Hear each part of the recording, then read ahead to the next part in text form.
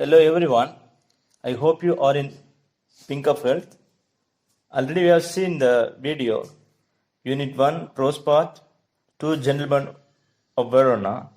The same unit we are going to cover the poem The Gazelle written by Edwin Muir. Before enter the poem, we have clarity over the title The Castle. What thought come to your mind when you think about a castle? Do you have any idea? Yes, moat, huge buildings, soldiers, weapons, gatehouse, armor, etc. Have you ever visited the fort or a castle? No, I think so. You have visited the forts and castles of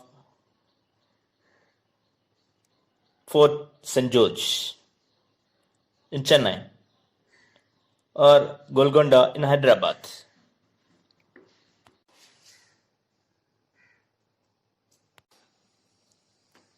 Now let's move to the poem The Castle by Edwin Muir.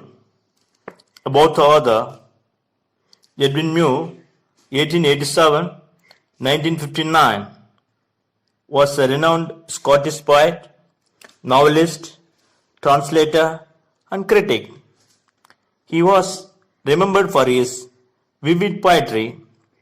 He began writing poetry at a relatively old age, and over the course of several years worked out an individual philosophical style for which he gained recognition later in his life. First poems and chorus of the newly dead. It contained Muir's initial attempts. Muir's later collections include variations on a time theme, The Narrow Place, The Voyage, and other poems. The Labyrinth and One Foot in Eden. Sometimes we think of the nations lying asleep, curled blindly in impenetrable sorrows, and then the thought confounds us with its strangeness. Edwin Muir. The poem The Castle is about an unspecified battle. The speaker of the poem is one of several soldiers lodged in an invisible castle. They all have enough food, arms, and ammunition. Even the allied forces supporting the soldiers of the castle are an accessible distance only. The gates of the castle is impenetrable. The walls of the castle are high, thick, and smooth. Even then, the soldiers are men in this castle are defeated. Soon after, the enemy has bribed one of their own with gold, and that to the warder of this castle, who lets the enemy soldiers see through the little gate. This poem, totally 6 stanzas is there. Out of 6, first 3 stanzas is covered over the soldiers' strength, huge buildings, the safeguard of the castle. Remaining 4 to 6 stanza, it covers fall down of the castle. But Each stanza has 5 lines. The rhyming schemes AB, AAB. Now let's see the first stanza. All through that summer at ease we lay, and daily from the turret wall we watched the movers in the hay, and the enemy half a mile away. They seemed no threat to us at all. The explanation: throughout the summer, the gods were stress free, they had no fear at all, any threat from the enemies. They watched the people trimming grass and leveling the lawns in the hay. The enemies were half a mile away, and they seemed not a threat at all to anyone in the castle. Second stanza.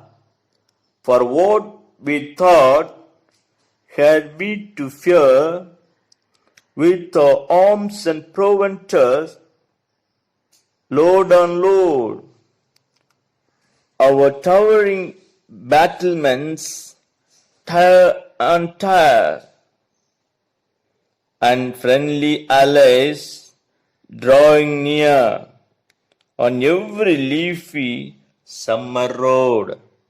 The explanation 6 to 10. Why should we fear? Thought one of the men lords in the castle, as they had weapons and food in plenty. They have plenty of tall towers with opening to shoot the enemies. Their friendly allies are drawing near on every leafy summer road. Third stanza. Our gates were strong, our walls were thick, so smooth and high, no man could win a foothold there. No clever trick could take us dead or quick. Only a bird could have got in. Explanation regarding third stanza. The castle gates were strong, the walls were thick, high and smooth. No man could enter the castle with this strong fortification. There is no foothold from which an advanced military operation is made. Men who try to enter through this by clever trick could be dead or alive. Only a bird could have got in. Fourth stanza. What could they offer us for bait? Our captain was brave, and we were true. There was a little private gate, a little wicket gate. The wizened warder led them through. Explanation of the poetic lines. Fourth stanza. No one could be lured to enter. What could they offer us for the bribe? Our captain was brave, and we were all true and loyal to our king. There was a little private gate, a little evil gate, through which the enemy was let in by an old god. Fifth stanza. Oh, then our maze of tunneled stone grew thin and treacherous as air. The cause was lost without a crown, the famous citadel overthrown, and all its secret galleries bare. Fifth stanza explanation. Oh, our winding and confusing path grew weak and disloyal as the air, and paved the way for the enemies to enter. Our cause was lost without a lament.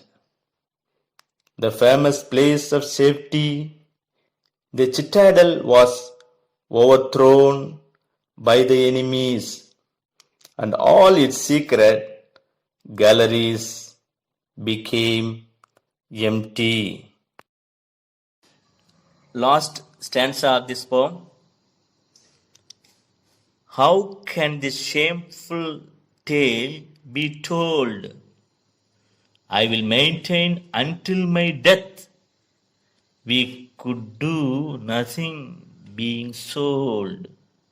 Our only enemy was gold, and we had no arms to fight it with. The explanation of the stanza.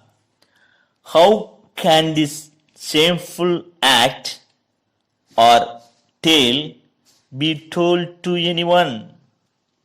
The narrator wanted to hold the tale until his death.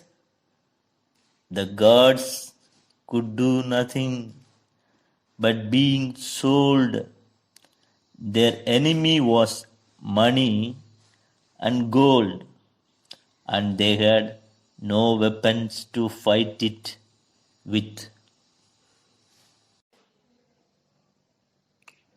Theme of the poem. The castle was safe, the gates were strong, the walls were thick, smooth and high. The enemy was only half a mile away.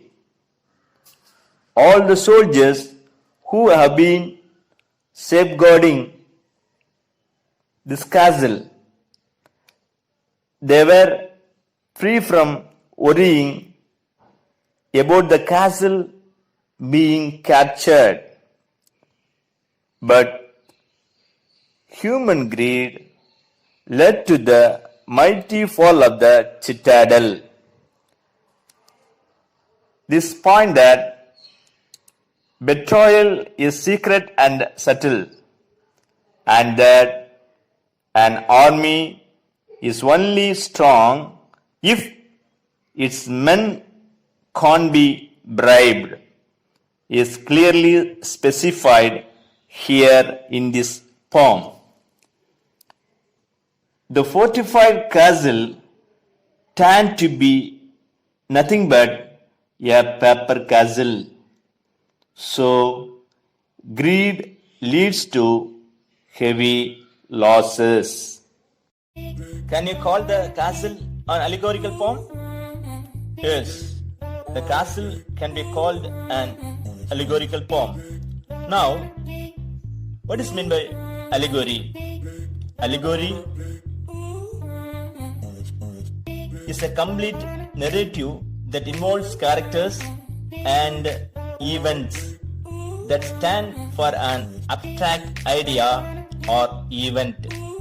In other words, a story or poem or picture that can be interpreted to reveal a hidden meaning, typically a moral or political one.